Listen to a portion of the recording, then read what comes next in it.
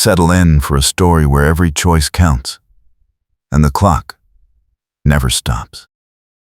Temperance Wade hit the last note of the ballad, and the saloon stayed quiet for 3 long seconds. Then the men clapped, slow and tired, and she stepped down from the platform with her throat raw and her mind already 200 miles east. One more week of this, and she would have trained fair. One more week, and Broken Prairie would be nothing but alkali dust in her memory. She moved toward the back hall, needing air that did not taste like whiskey and tobacco. The swinging doors banged open. She turned. Eamon Pruitt stood in the entrance, hat in his hand, coat dusty from the road. His eyes found hers across 20 feet of smoke and lamplight. Her heart kicked hard against her ribs. He crossed the room in 5 strides. The piano player looked up, fingers going still on the keys. Eamon stopped an arm's length away. His jaw was tight. His gaze traveled over her face like he was checking for damage. "You should not be here," she said. Her voice came out steadier than she felt. "Neither should you," he said. "There is talk, Temperance. Bad talk." She forced a shrug. "There is always talk. Not like this." Marshal Cobb was asking questions about you tonight. About money missing from the land office. About documents that went missing the same week you started at the saloon. Her stomach dropped. She kept her face smooth. "I do not know anything about missing documents." Eamon stepped closer. His voice dropped. "I know, but Cobb does not care what is true. He cares what he can make stick." Someone laughed loud at the bar. Temperance glanced past Eamon toward the doors. Through the window, she caught movement. 2 men, in dark coats, standing in the street, watching the saloon entrance. "We need to go," Eamon said. "Now." She met his eyes. The lines around them were deeper than they had been 6 months ago, when she first rode into town. He had no reason to help her. She had made that clear from the start. She was leaving. He knew that. Everyone knew that. "Why do you care?" she asked. His expression did not change, but something flickered behind his eyes. "Because you are not what they are saying you are. You do not know what I am. I know enough." He pulled her toward the side door. She went, because staying felt more dangerous than moving. The night air hit her face, cold and clean. The boardwalk creaked under their boots. Eamon kept his hand on her arm, not rough but firm. They stepped into the alley. Bootsteps echoed from the street behind them. Eamon pushed her toward the back corner where the alley met the open lot behind the livery. A horse stamped somewhere in the dark. Temperance's pulse hammered in her ears. Marshal Cobb's voice cut through the night. "Miss Wade, step into the light." Eamon's hand tightened on her arm. "Do not move," he said quietly.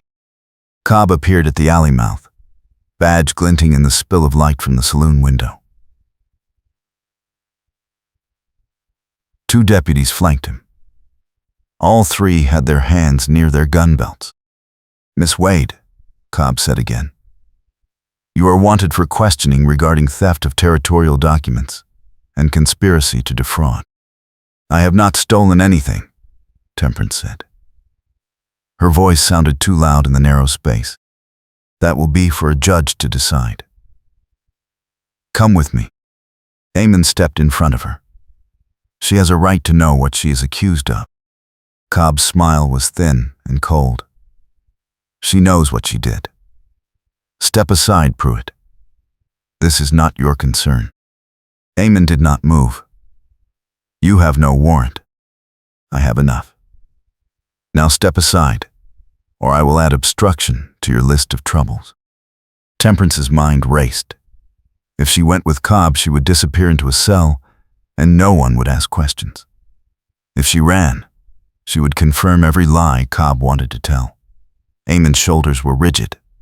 She could feel the tension in him like a wire about to snap. She touched his back lightly. "Let me go." He half turned, eyes fierce. "No, I will be fine. This is a mistake. It will be cleared up." "You do not believe that." She did not. But she also did not believe Eamon could fight 3 armed men in a dark alley and live. She stepped around him, lifting her chin. "I will come with you, Marshal. But I want a lawyer present when you question me." Cobb's smile widened. "Of course. We do everything proper in Broken Prairie." One of the deputies moved forward with iron cuffs. Eamon's hand shot out, gripping the man's wrist. The deputy froze. Cobb's hand dropped to his gun. "That is not necessary," Eamon said. "She is cooperating." Cobb drew his revolver, not aiming it, but letting it hang loose in his hand. "I will decide what is necessary." "Last chance, Pruitt. Walk away." Temperance felt the iron close around her wrists. The metal was cold and tight. Eamon's face looked carved from stone. His eyes stayed locked on hers. "I will get you out," he said. Cobb laughed. "You will try." They led her away. She kept her back straight and her chin up. She did not look back. If she looked back, she might break. And breaking would not save her. The jail was a low stone building at the edge of town. The cell smelled like rust and old sweat. They locked her in and left one lantern burning in the hall. She sat on the narrow cot and pressed her hands together.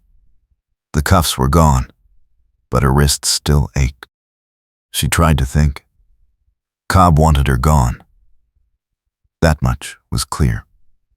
The question was why. She had kept her head down, sung her songs, saved her money. She had not asked questions or made enemies. But someone had made an enemy of her. Footsteps in the hall. She stood. A man in a clerk's coat appeared outside the bars, holding a sheaf of papers. He did not look at her. "Trial is set for tomorrow afternoon," he said. "Judge Harper presiding." "Tomorrow?" She stepped closer to the bars. "I have not even been formally charged. You are charged with theft of territorial land certificates and conspiracy to defraud the land office. The evidence will be presented at trial." "What evidence?" The clerk finally looked up. His face was pale and unhappy. "I am sorry, miss. I just filed the papers." He walked away. Temperance gripped the cold iron bars. Tomorrow. One night to prove her innocence, or they would hang her by the weekend. Her breath came short and fast. She forced herself to sit back down.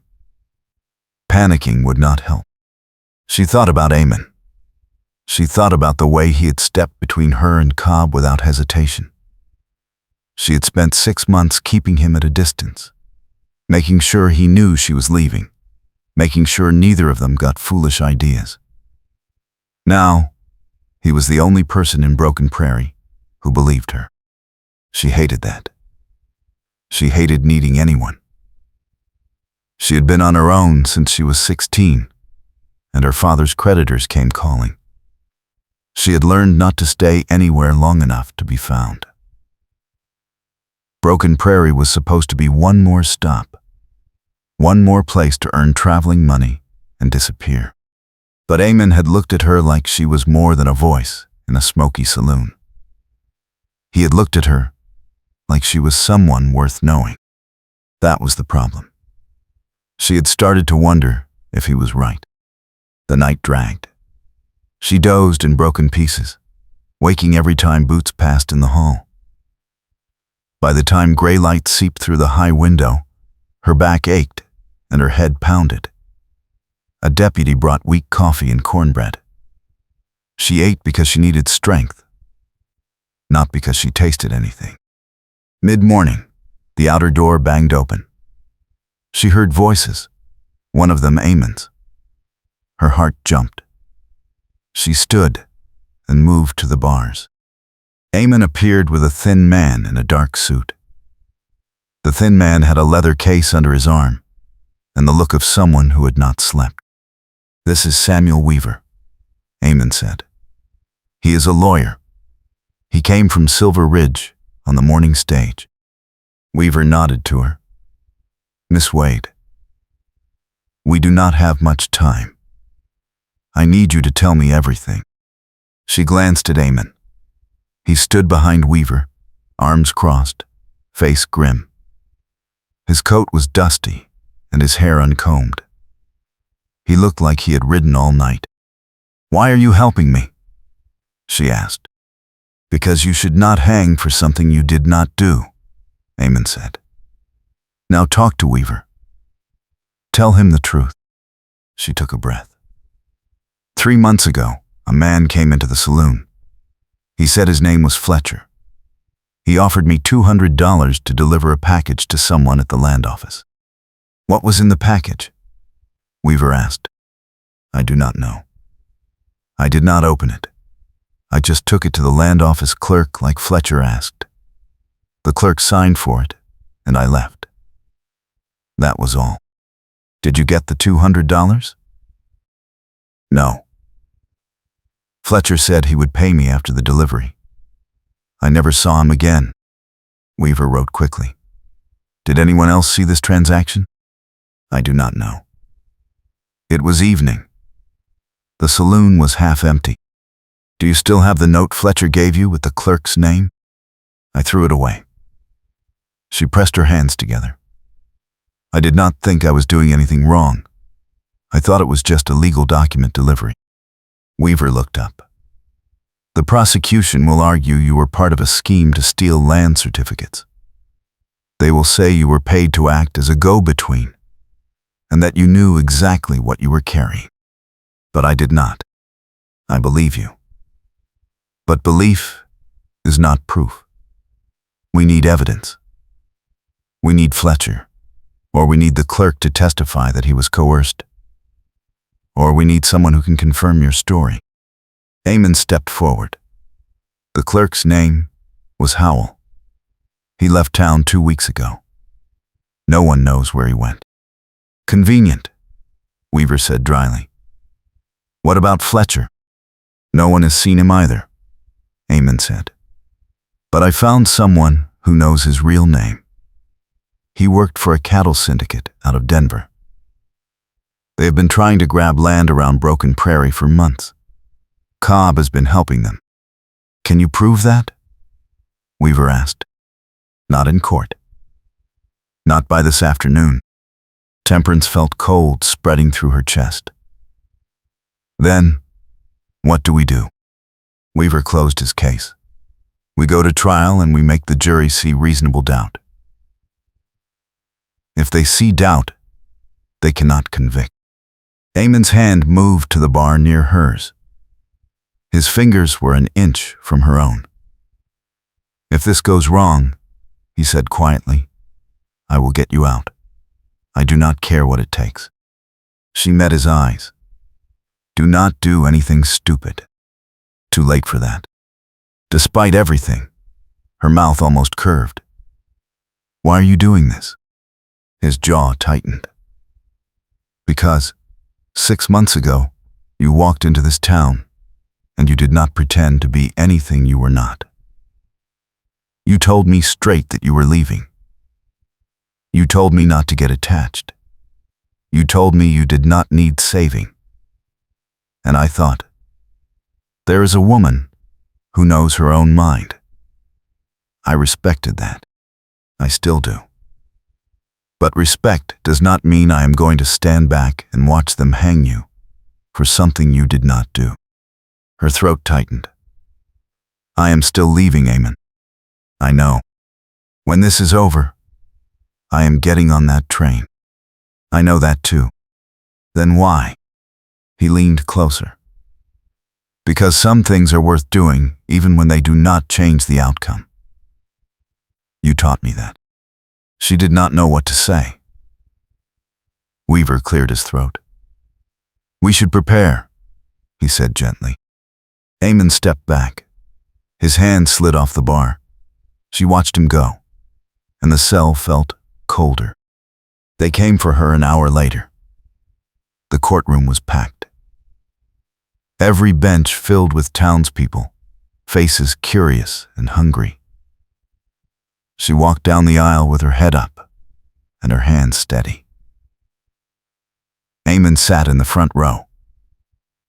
His eyes tracked her all the way to the defendant's table. Judge Harper entered, old and gray and unreadable. The prosecutor stood, a man named Dalton, with a smooth voice and a sharp smile. He laid out the charges. Theft. Conspiracy. Defrauding the territory. He made it sound simple and damning. Then he called his first witness. Marshal Cobb took the stand and swore his oath. His testimony was clean and careful. He described finding the stolen land certificates in Temperance's room at the boarding house. He described her suspicious behavior, her refusal to answer questions, her attempt to flee. Temperance's hands clenched under the table. Every word was a lie. She had never seen those certificates. Cobb had planted them. But she had no way to prove it. Weaver stood for cross-examination. He was calm and precise. Marshal Cobb, when did you search Miss Wade's room? Yesterday morning. Did you have a warrant? I had probable cause. That is not what I asked. Cobb's smile thinned. I had sufficient reason to believe evidence was present. Who was with you during the search? My deputy. Just one deputy? That is correct. And this deputy will testify that he witnessed you finding the certificates? He will. Weaver nodded slowly. No further questions. Dalton called the deputy. The man repeated Cobb's story, word for word. Weaver asked the same questions. The deputy gave the same answers. When he finished, Weaver stood and paced slowly in front of the jury. Members of the jury, he said. You have heard testimony that incriminating evidence was found in Miss Wade's room. But consider this. The only witnesses to that search are the two men who conducted it. No neutral party was present. No boarding house owner, no town clerk, just the marshal and his deputy. And both men work for the same office, under the same authority, with the same interest in securing a conviction. Dalton shot to his feet. Objection. Counsel is impugning the integrity of law enforcement. Judge Harper's gaze was flat. Overruled. Continue, Mr. Weaver. Weaver turned to the jury. I am not asking you to believe the marshal is dishonest. I am asking you to consider that without independent verification, this evidence is only as reliable as the men who claim to have found it. And in a case where the penalty is death, that is not enough. Dalton's face darkened. He called two more witnesses. A clerk from the land office who identified the stolen certificates. A banker who testified that the certificates could be used to claim valuable parcels near the new rail line. Each piece of testimony built the case higher. Then Dalton rested. Weaver stood. He had no witnesses. He had only Temperance. She took the stand and told her story. Fletcher, the package, the $200 she never received. The delivery she thought was legitimate. She spoke clearly and did not flinch under Dalton's cross-examination. But she could see the jury's faces. They were not convinced. A woman alone, singing in a saloon, caught with stolen documents in her room.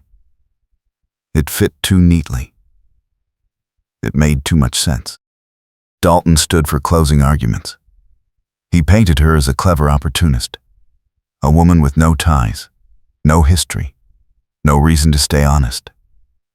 A woman who saw a chance to make money and took it. Then Weaver stood. He spoke about reasonable doubt, about the lack of independent witnesses, about the convenience of the evidence.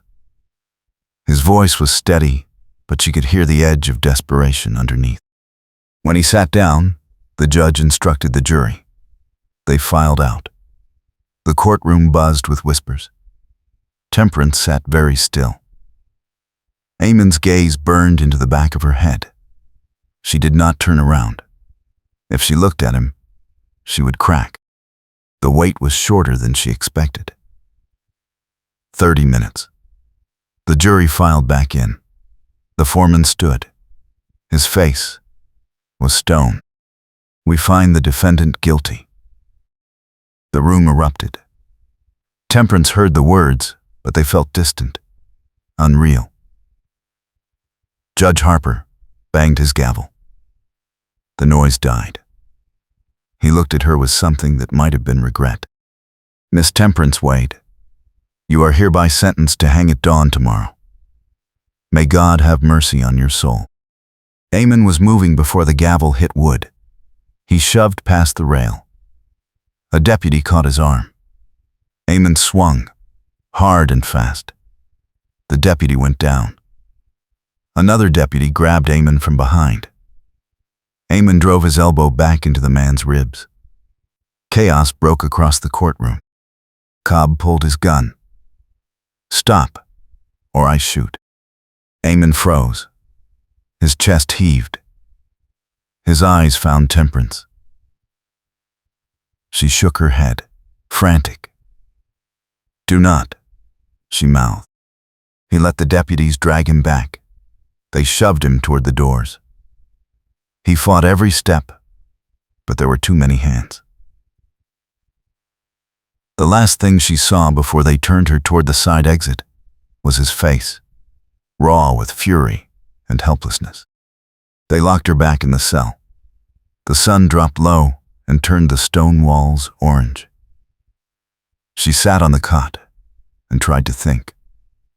Hanging at dawn. 12 hours. 12 hours to live. She was not ready. She had thought she would be.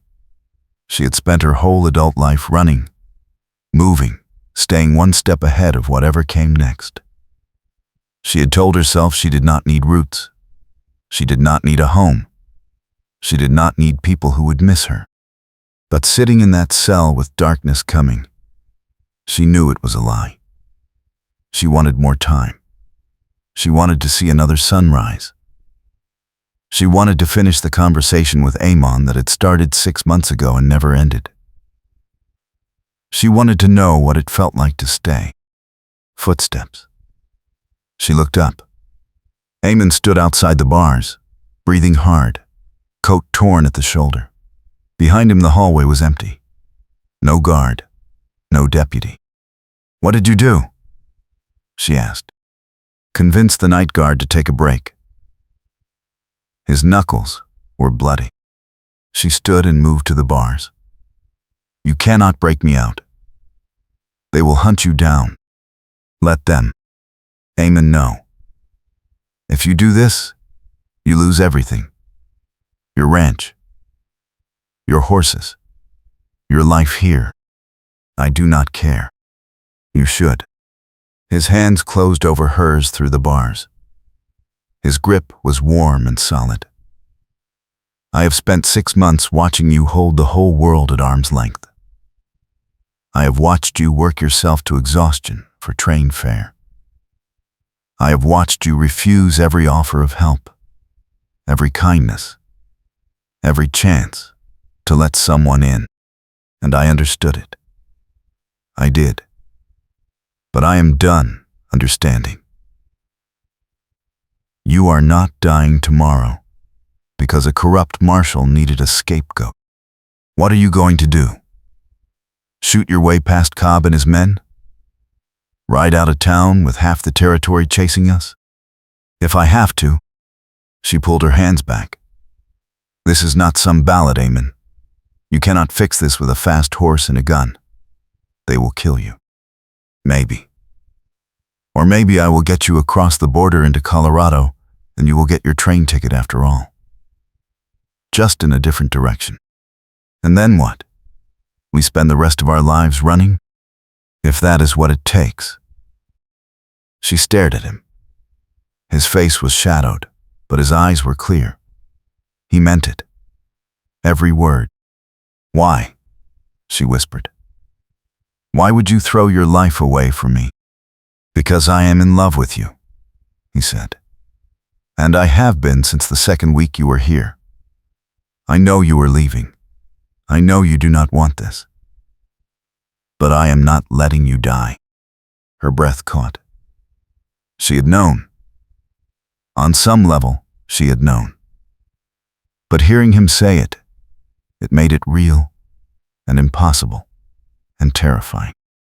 I cannot give you what you want, she said. I do not know how to stay. I am not asking you to stay. I am asking you to live. The outer door creaked. Boots in the hall. Eamon's head snapped around. He stepped back from the bars. Weaver appeared, moving fast, face grim. They are coming, he said. Cobb just got word that someone filed a writ with the territorial judge in Silver Ridge. It will not stop the hanging, but it bought us 12 more hours while the judge reviews the case. We have until tomorrow evening. 12 hours, Temperance said. What good is 12 hours? Weaver set his case on the floor and opened it. I sent a telegram to Denver this afternoon. I asked about Fletcher and the cattle syndicate. I just got a reply. Fletcher is dead. Killed in a bar fight 3 weeks ago. But before he died, he told someone he had been paid by a marshal in Broken Prairie to set up a woman for a land fraud charge. The man, he told, is willing to testify. Temperance's heart slammed. When can he get here? Tomorrow afternoon, if he catches the morning train. Weaver looked at Eamon. I need you to keep her alive until then. Eamon nodded once. I will. Weaver straightened. I am going back to the telegraph office. If the judge grants an extension, I will send word. Stay ready. He left. Eamon moved back to the bars. His jaw was set. 12 hours, he said. We can do 12 hours. Cobb will not wait that long. If he knows there is a witness coming, he will move the hanging up. She pressed her forehead against the cold iron. He has been planning this from the start. He is not going to let me live long enough to talk. Then, we move first. How? He glanced down the hall toward the outer door. There is a back window in the storeroom. It is small, but you could fit. I can get you through it and onto a horse. We ride to Silver Ridge and meet the train. We bring the witness back ourselves. And if Cobb catches us? Eamon's smile was tight and hard. Then, he better be ready for a fight. She wanted to argue. She wanted to tell him it was reckless and stupid and doomed. But she also wanted to live. She wanted to see the sun come up. She wanted one more chance to prove she was not what they said she was. All right, she said. Let us go. He pulled a key from his pocket. She did not ask where he got it. He unlocked the cell. She stepped out. Her legs felt shaky. He caught her elbow, steadying her. "Stay close," he said. "Do exactly what I say." She nodded. They moved down the hall, slow and quiet. The outer office was empty. A single lantern burned on the desk.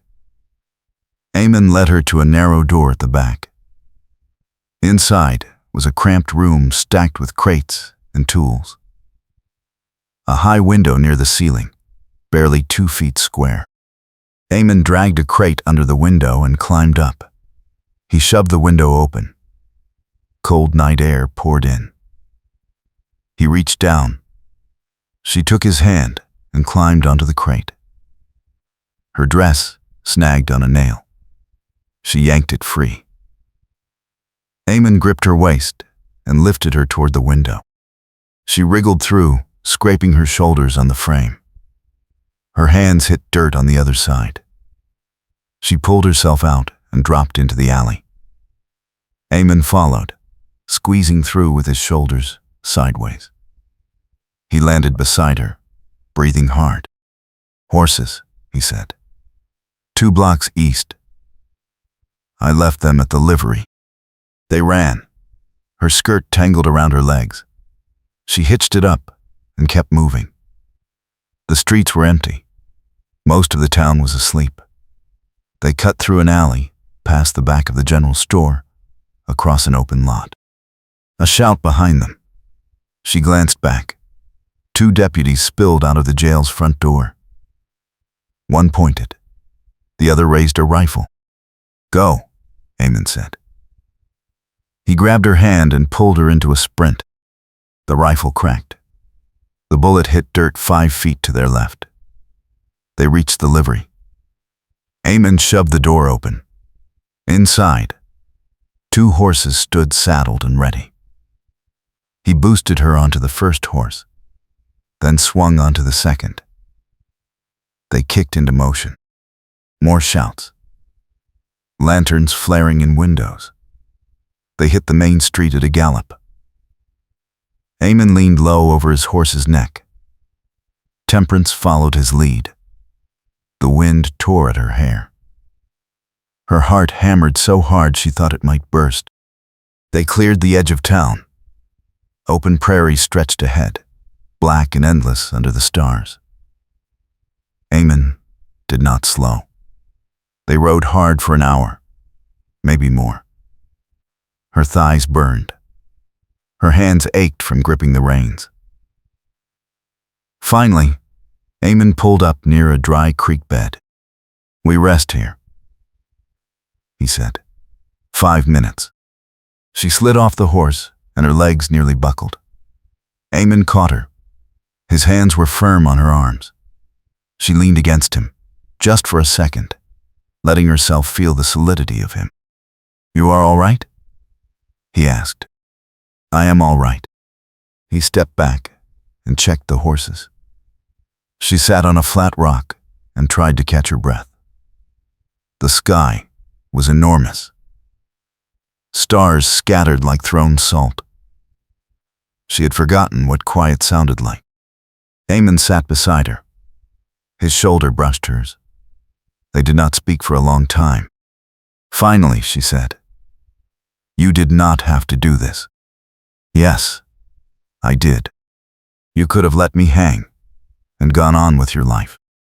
"No," he said quietly. "I could not." She looked at him. His profile was sharp against the stars. "Why do you care so much? I have given you nothing but walls. You have given me honesty. That is more than most people manage." He turned his head. "And you have given me something to fight for. I did not know I needed that until you showed up." Her throat ached. "I am not worth this, Eamon. Let me decide that." She wanted to believe him. She wanted to think that maybe, if they survived this, there could be something after. But she had been running too long. She did not know how to stop. "We should keep moving," she said. He nodded. They mounted again and rode through the night. By the time the sky turned gray, they were 20 miles from Broken Prairie. Eamon led them to a rocky outcrop, and they dismounted in the shelter of the stones. "We wait here until midday," he said. "Then we ride for Silver Ridge. The train arrives at 3, and if the witness is not on it, then we keep running." She curled up against the rock and closed her eyes. She did not think she would sleep, but exhaustion dragged her under. When she woke, the sun was high, and Eamon was crouched beside her with canteen and jerky. "Eat," he said. "We leave in 10 minutes." She ate. The jerky was tough and salty. The water was warm. It was the best meal she had ever tasted. They rode. The land rolled under them, empty and wide. By early afternoon, they saw the smoke of a town on the horizon. Silver Ridge, bigger than Broken Prairie. More people, more places to hide. They reached the train station as the whistle sounded in the distance. Eamon tied the horses, and they moved onto the platform. A handful of people waited. Eamon kept his hand near his gun. Temperance stood close to him, scanning every face. The train pulled in, brakes screaming. Doors opened. Passengers stepped down. An older man in a brown suit. A woman with 2 children. A drummer with a sample case. Then a tall man in a dusty coat, with a hard face and cautious eyes. He looked around. Then his gaze landed on Eamon. "Pruitt?" he asked. Eamon nodded. The man walked over. "Name is Garrett. I got your lawyer's telegram. I am here to testify." Temperance felt something unclench in her chest. "You saw Fletcher?" "I did. 3 days before he died. He was drunk, and he was bragging. He said Marshal Cobb paid him $500 to plant stolen documents on a woman in Broken Prairie. He said Cobb needed someone to take the fall for a land deal gone bad. Fletcher thought it was funny. Will you testify to that in court?" "I will." Garrett's jaw set. "I do not like crooked lawmen. And I do not like seeing people hang for crimes they did not commit." Eamon gripped the man's shoulder. "Thank you. We need to get back," Temperance said. "The hearing is tonight." They bought Garrett a horse and rode hard. The sun dropped low. Shadows stretched long across the prairie. By the time they reached Broken Prairie, the streets were filling with people. Word had spread. The condemned woman had escaped. The trial was being reopened. Everyone wanted to see what happened next. They rode straight to the courthouse. Weaver met them at the door, face tight with relief. "Thank God," he said. "Judge Harper granted the extension, but Cobb is pushing for an immediate ruling. We have maybe an hour." He looked at Garrett. "You are the witness?" "I am. Come with me." They entered the courtroom. It was even more packed than before. Cobb stood near the prosecutor's table, face dark with fury. When he saw Temperance, his hand dropped to his gun. Judge Harper banged his gavel. "Sit down, Marshal, or I will have you removed." Cobb sat. His eyes burned. Weaver called Garrett to the stand. The man swore his oath and told his story. Every word clear, every detail damning. The courtroom went dead silent. Dalton tried to shake him on cross-examination. He asked about Garrett's background, his motives, his connection to Temperance. Garrett did not flinch. "I have no connection to Miss Wade," he said. "I am here because Fletcher told me what he did, and I do not believe in letting people hang for lies." When Garrett stepped down, Weaver called Cobb to the stand. Cobb refused. Judge Harper gave him a choice: testify or be held in contempt.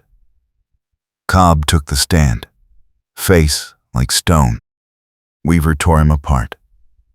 Question by question, he exposed the gaps in the evidence, the lack of independent witnesses,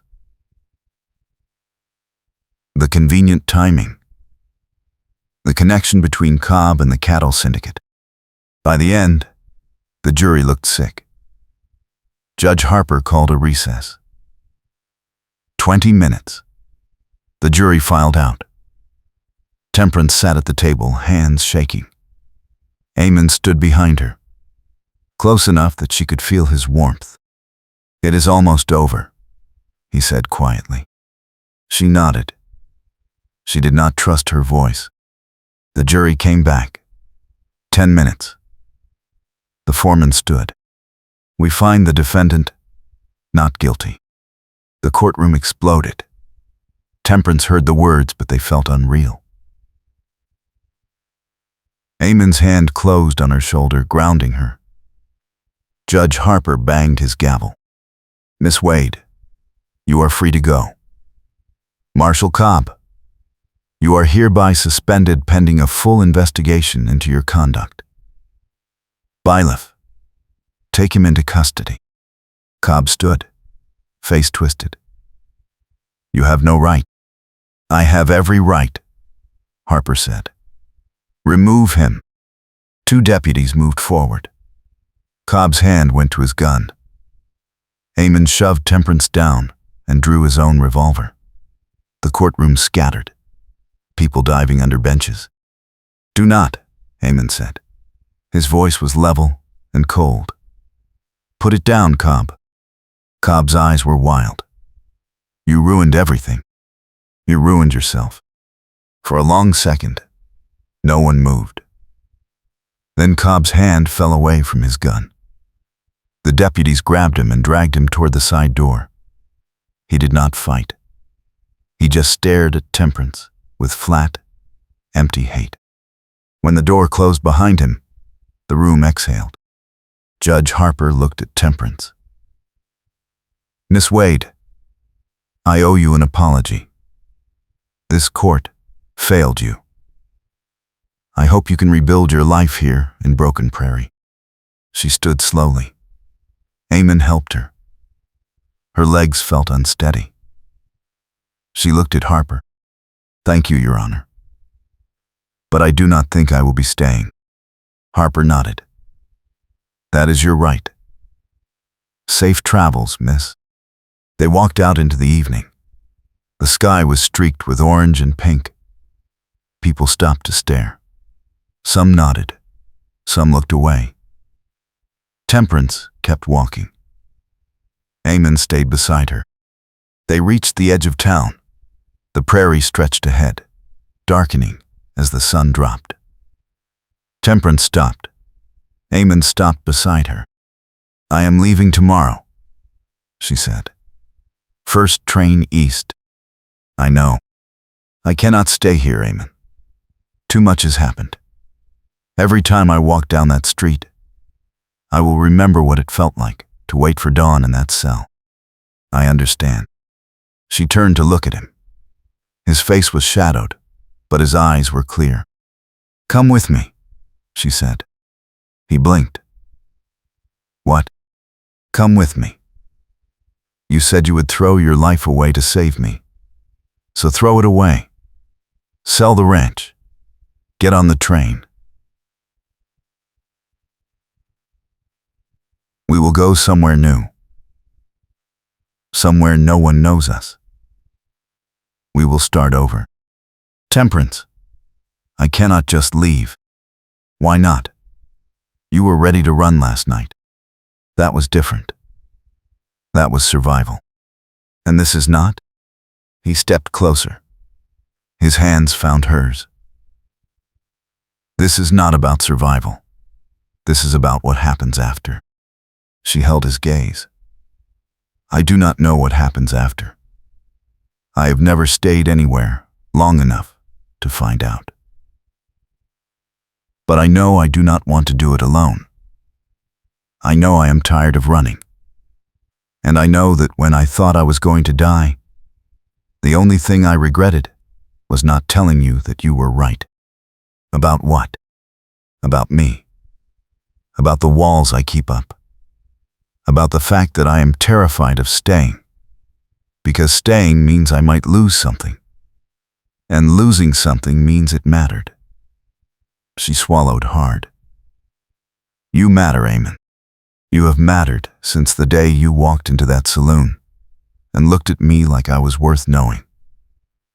And I do not want to get on that train without you. His hands tightened on hers. Where would we go? I do not know. Somewhere we can build something. Somewhere we do not have to be who we were. She managed a shaky smile. You said you wanted something to fight for. So fight for this. Fight for us. He was quiet for a long time. Then he said, I need to think. I understand. She let go of his hands and stepped back. The train leaves at noon tomorrow. If you are not at the station, I will know your answer. She walked away before he could respond. She did not look back. If she looked back, she might beg, and she had already said everything she could. She went to the boarding house and packed her few belongings. She washed her face and changed into her only clean dress. She lay on the narrow bed and stared at the ceiling. Sleep did not come. Morning arrived cold and clear. She paid her bill and walked to the station. The platform was empty. She bought a ticket and sat on a bench to wait. The minutes crawled. 11:30. The train whistle sounded in the distance. 11:45. The train pulled in, brakes screaming. 11:50. Passengers began boarding. She stood. She picked up her bag. She walked toward the train. Temperance. She stopped. Turned. Eamon stood at the far end of the platform. A worn leather bag in one hand. His hair was combed. His coat was clean. He walked toward her, steady and sure. I sold the ranch, he said. Or I will. I signed the papers this morning. Weaver is handling the sale. He stopped in front of her. I have enough for 2 tickets and a little left over to start fresh. If you will have me. Her throat closed. She nodded. He took her bag and handed her a ticket.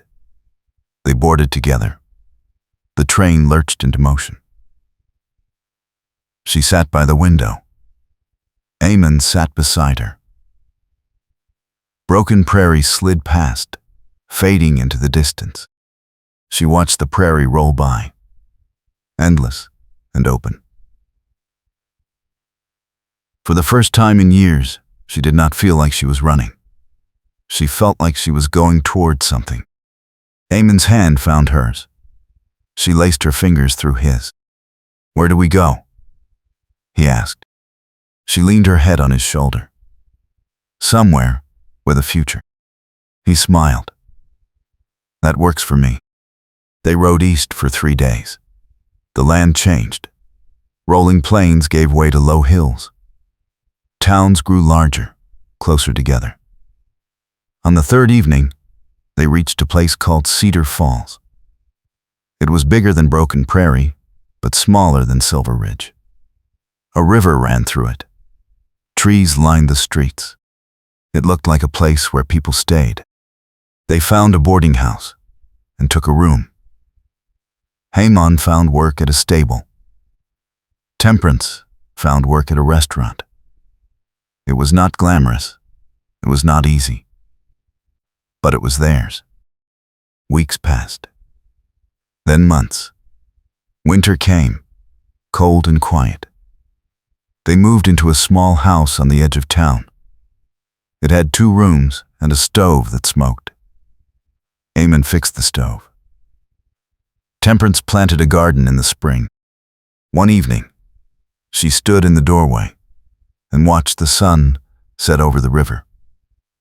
Eamon came up behind her and wrapped his arms around her waist. "Do you miss it?" he asked. "Singing? Sometimes.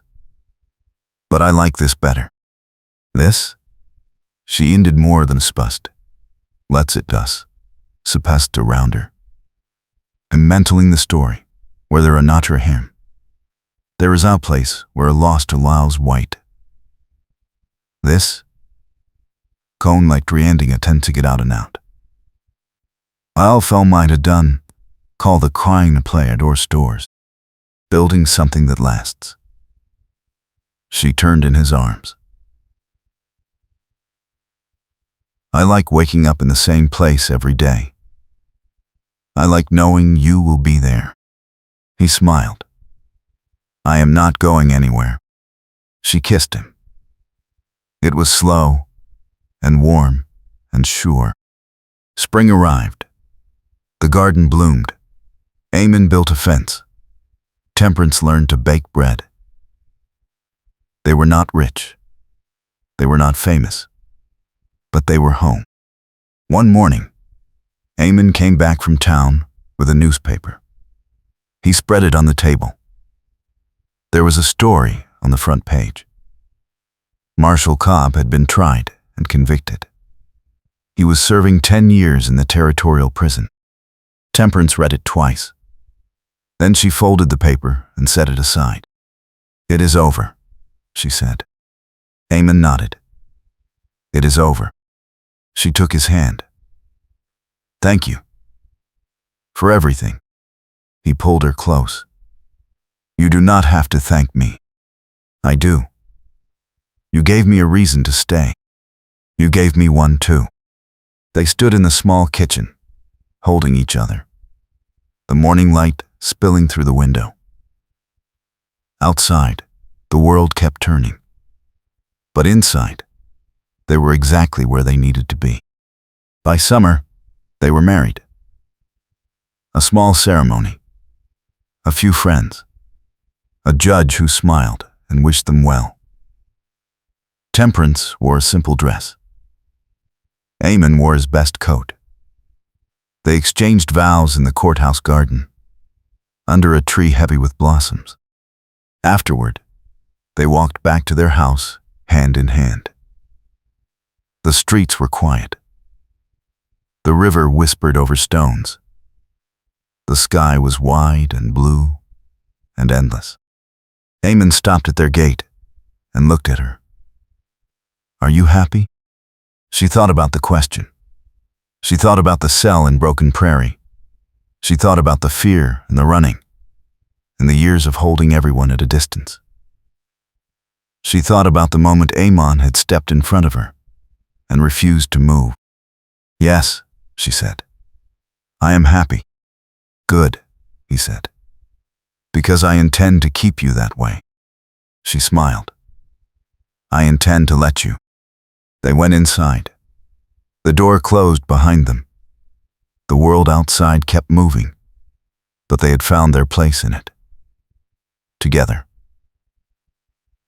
Finally,